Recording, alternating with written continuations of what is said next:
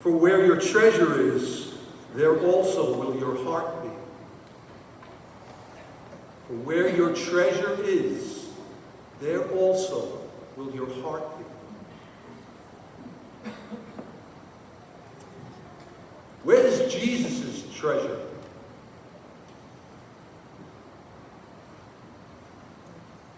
It's his Father's will. If you read throughout all the Gospel, Jesus is always saying, I'm doing my Father's will.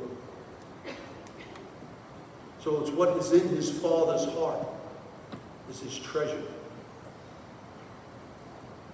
And by their fruits you will know them. So what do you see Jesus doing throughout the Gospels?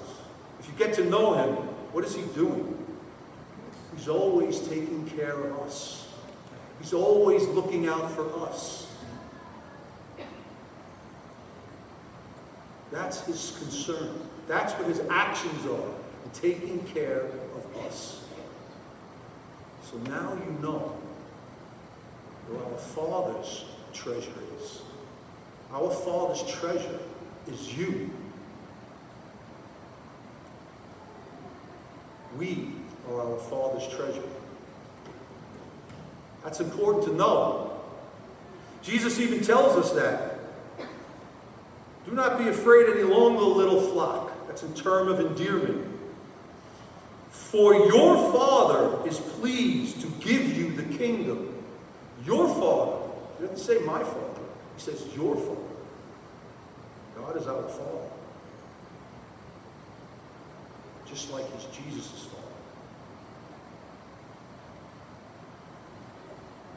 So where is your treasure? A lot of times my treasure is in my own will, what I want. The things I want to do, the things I want to see, the things I like. And what happens is, I cut myself off from a really true joy and happiness. Because it's only in our Father's will that we find that joy, that peace. We think we know better. We think we got a good idea of what will make us happy, but we really don't know. You know, when we're sinful, we're doing our own thing.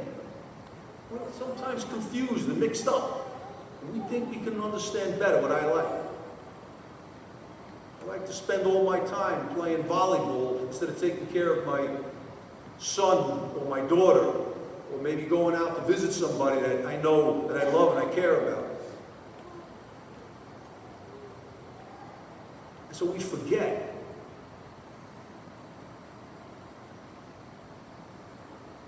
So it's important for us to be like Christ, our brother, to put our Father's will first. And when we do that, listen to what Jesus says, how we need to do that. I didn't understand this when I first read this. Gird your loins and light your lamps, and be like servants who await their master's return from a wedding. Gird your loins. What the heck was that? Gird your loins. And then as I looked into it a little bit, I realized what it was. When we're ready to love our sisters and brothers like Christ, we have to gird our loins. You see this? This is how they dressed back in those days. So if I'm going to gird my loins, which means I got to get down and dirty and do some work. Anybody ever see me trip over this thing so many times? I'm walking up and down these stairs. I do it all the time, especially when they're a little longer than this. I actually pull them up a little more. So gird my loins means, okay, I'm going to pick this up and I'm tuck it into my belt. Okay, I'm going to get ready to do whatever I got to do. Because see, now I can move around. Now I can do things. Okay, because I'm not tied in by this dress, this garb that I'm wearing. So when he tells you to gird your loins, he says, you've got to get to work. We got to get to work. We got to love as Christ loves. We have to sacrifice our will and follow God's will. That's what girding your loins is. Get to work. That's what he's saying. And then listen to what he says. Blessed are those servants whom the master finds vigilant on his arrival. See, now weddings, back in those days, they went for a long time. You didn't know when your master was coming back. He could be out all night long, right? It says that. He could be out for the second, third watch. You know what the second and third watch is? Well, in the firehouse, a watch is only 3 hours. But in the Jewish days, it was 4 hours. So the evening began at 6. So from 6 to 10 is the first watch at night. 10 to 2 is the second watch. 2 to 6 in the morning is the third watch. So he could be coming in the second or third watch, which means the party's going on all night long. So I'm my master's servant. If I'm a good servant, I love my master. I love him. Because he takes good care of me. And I want to do the same by him. So I know everything that he wants me to do. Either by him telling me, or by me watching him closely. Seeing what he does. And I'm going to get it right because I love him. He's done so much for me. And so if he's getting married, he's going to be out all night. I'm home taking care of things so that I can help him with the celebration. When he gets home, I'm going to make sure I'm ready.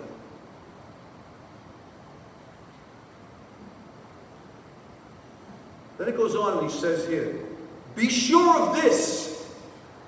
If the master of the house had known the hour when the thief was coming, he would not have let his house be broken into. If you're the master in your house, if you know this thief out there is coming to your house tonight, you don't know what time he's coming, but he's coming. You know it. Do you think you're going to stay awake? You think you're going to stay up in order to protect your loved ones and all your possessions and all those things that you value? You're dang right you're going to stay up. Why? Because you love these things. They're very, very important to you, especially the people. You want to protect them and make sure they're okay from anyone who wants to come in and harm them. You're going to protect them. You see that kind of love that you have? That's the kind of love that Jesus is saying you have to have for your Father. You've got to be ready. You have to be prepared.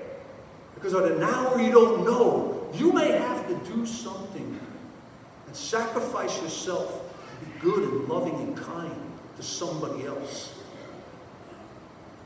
So if he comes now and he sees you being as he asks, doing things that you picked up on your own because you watched him, he's going to recognize and see all that stuff. And what does a loving father want to do but take care of his children? That's what Jesus talks about here. He's going to come home, your master, and he's going to tell you to sit down. Because he sees in your heart how deeply you know him and love him. And that's going to touch him so deeply, he's going to tell you to sit down. He will not be outdone in generosity. He's going to gird his loins. He's going to take care of us.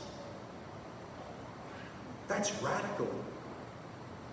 God's going to take care of us. Right? He's the Almighty. He's the one who created us. He's the one who made us from nothing. Yet the depth of his love is so much for us. It's as much as it is for us as it is for his own Son. The Son knows that. That's why he did all the things he did. That's why he sacrificed his life. because he wanted to do his Father's will. He knew his Father's heart. He wanted it to be so that we would have that chance not to be separated from him.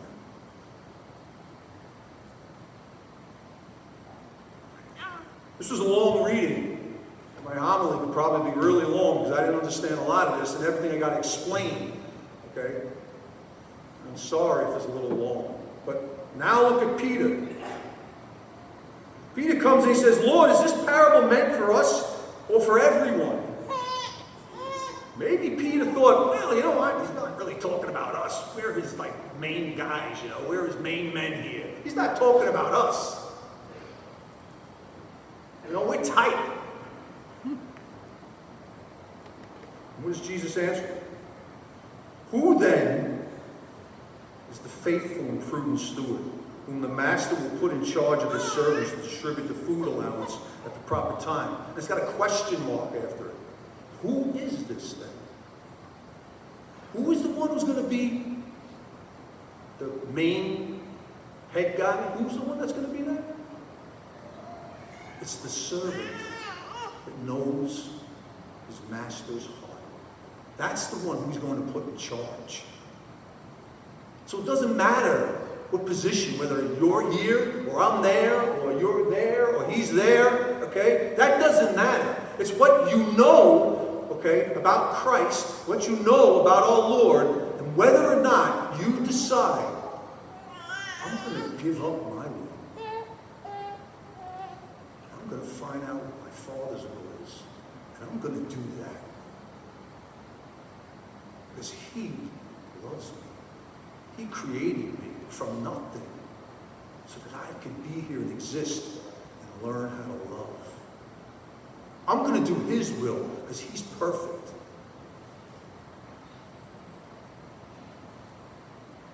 That's the one who's going to be in charge and who God is going to see, okay, and who's going to give even more grace to.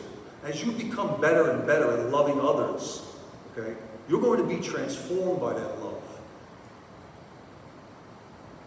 And you're going to get good at it. You're going to see that sacrifice is going to become easier for you because the grace is going to be there because you've asked for it. And he's going to give it to you because he sees you want to know his heart and you want to love him back. You want to give him back the love that he gave to you. Wouldn't anybody put that person in charge? This servant would do anything for me because he loves me. Of course.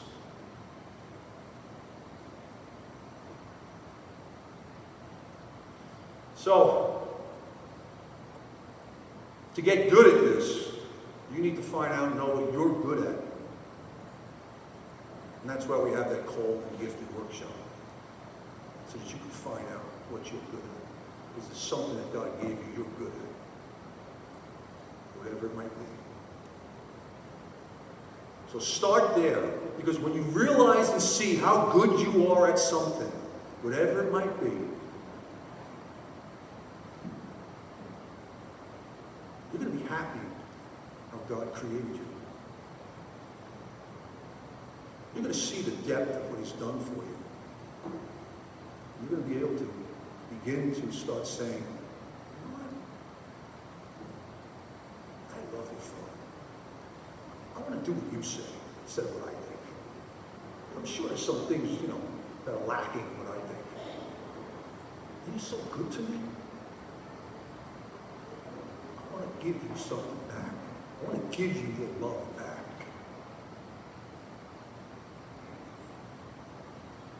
So if you can, September the 17th, for maybe 6 hours or so, I think they feed you.